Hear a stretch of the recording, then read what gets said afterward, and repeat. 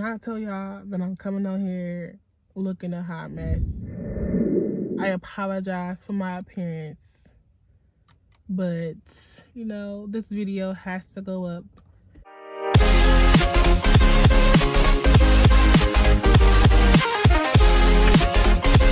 Hi guys, so welcome back to my channel. If you are new, go ahead and hit that subscribe button. And if you are old, welcome back to my channel. So this story time is very sensitive about sexual abuse, domestic violence, etc. So if you guys are very sensitive about this topic, I advise you to go ahead and click off this video. There's going to be a hotline in the bottom of the screen and also in the description box. So if you ever need anybody to talk to, go ahead and give that phone number a call. Let's get into the video. So this actually happened to me at Popeyes.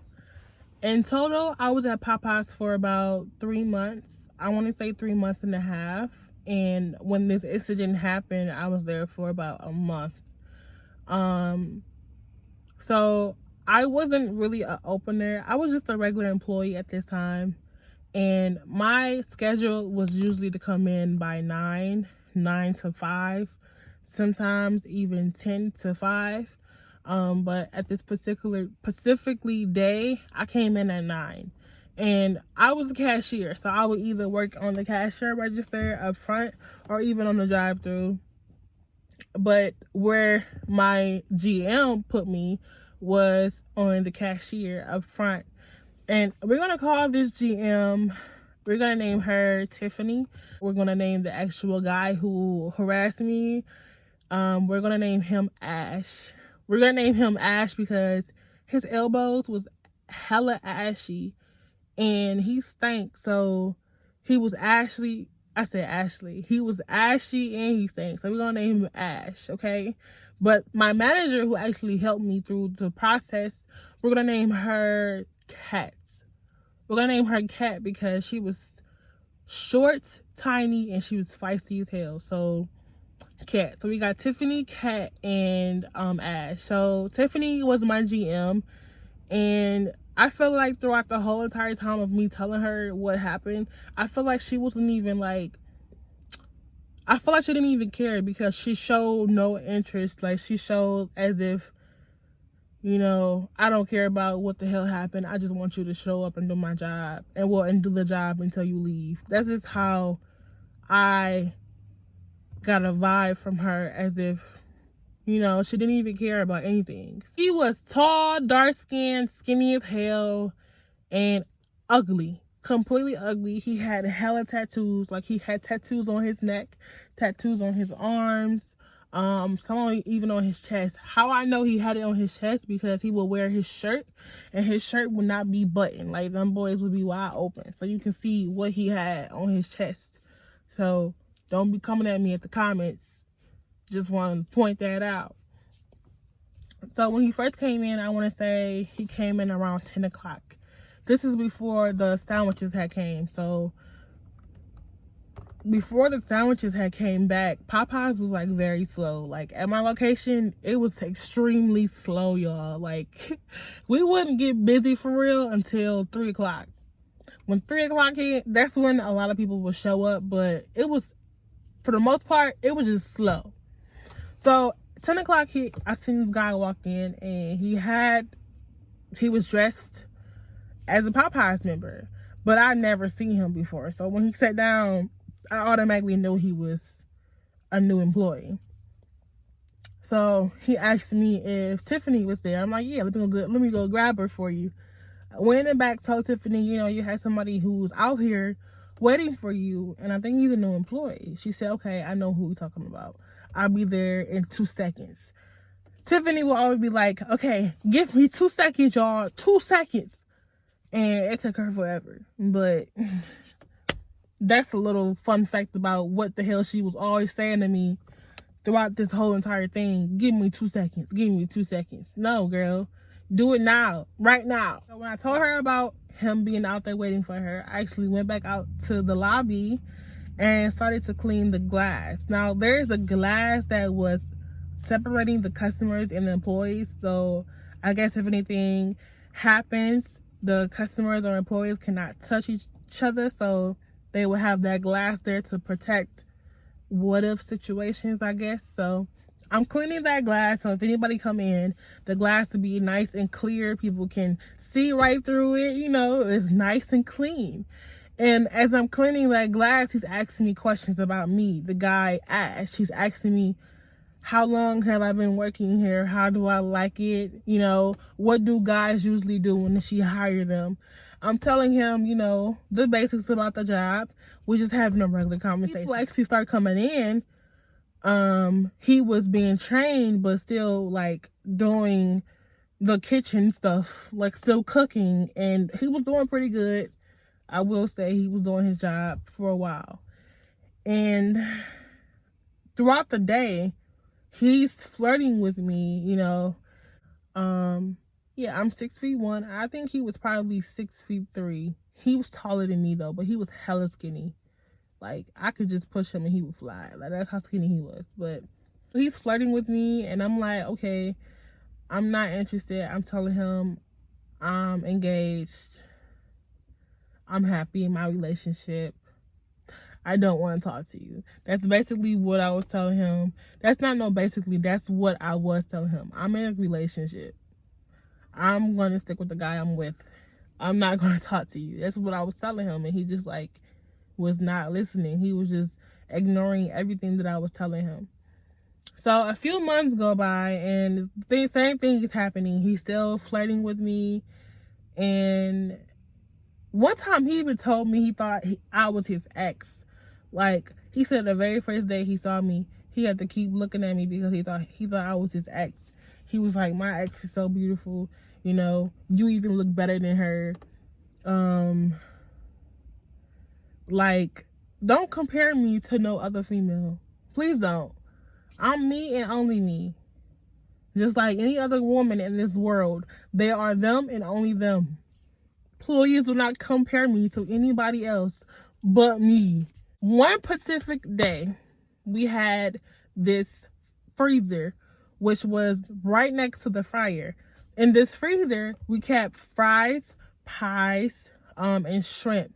Anything that will be in a fryer, we will keep in that freezer. But on this day, the freezer had stopped working. It would stop getting cold. So we had to keep everything that we would use with a customer order. We would have to keep it in the back freezer. So if a customer ordered fries and we don't have no fries dropped, I have to go in that freezer and drop some fries. I knew Ash was there, but I didn't know where he was at in the store at the time. So, like I said before, I was a cashier, and my duty at that day was being a cashier. So I had left my register to go in the back to go get these fries for a customer. I'm walking inside the cooler and he's walking out. As we are walking past each other, he takes his hand, put it down to my crotch, and touched my whole entire area. When I tell you that I felt so, like, I don't know, like, I just felt nasty. Like, why would you touch me? Why would you even reach your hand to come near me? You have no right to touch me at all. I didn't give you no permission to, hey, touch me. I didn't tell you to do that. I didn't tell you to do anything that you have done. When he did that, I just felt so nasty, y'all. When he did that, I looked at him in his eyes and said, Ash, don't do that. He started laughing as if it was funny. And he was like, okay, I'm sorry. I thought you would like it. What do you mean you thought I would like it? Have I ever showed you any attention that I like you? I haven't. I've been telling him this whole entire time, Ash, I'm in a relationship. I'm in a relationship. Even my own managers were telling him, Ash, she's in a relationship. Like, I don't want to talk to you. I never showed no interest in this man whatsoever. So there was no right or no reason for him to even try to touch me. I have to get some water, y'all. I'm a little bit thirsty.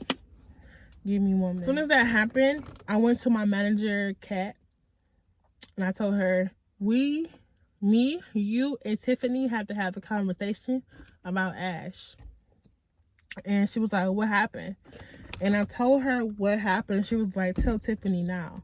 So I walked up to Tiffany, and this is when the sandwiches was about to come back. I want to say it was like 3 weeks before the sandwiches was released officially. So we was like getting ready for the sandwiches, so whenever it did come back, we would be prepared. And that's what she was doing. She was doing something that dealt with the sandwiches. So I walked up to her. I said, Tiffany, we need to have a conversation. I need to talk to you like right now. And she was like, give me 2 seconds. When Tiffany tell you give her 2 seconds, that means she's focused on doing something else right now, and she don't want to hear you until she's done doing whatever she was doing. So I'm like, Tiffany, like, no, I need to talk to you like right now. It took her probably 5 to 8 minutes to actually talk to me. It took her that long for her to talk to me. So the whole time I'm there, I just feel like I don't want to be here no more.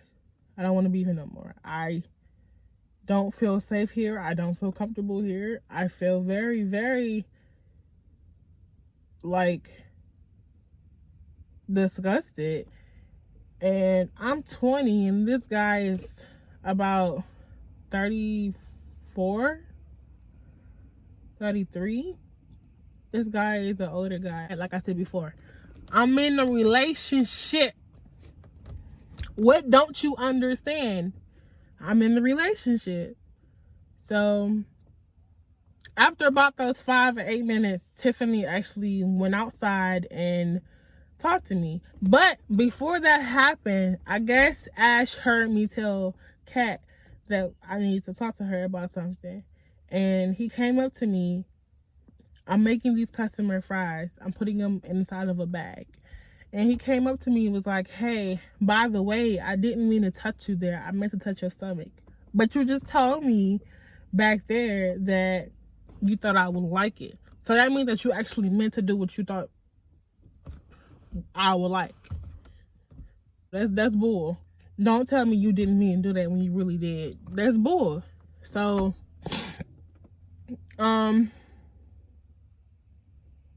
when he came to me, I kind of like distanced myself as if I'm giving him body language, just telling him, don't come to me. So finally, like I said, Tiffany came out and talked to me. I told her what happened. And she said, okay,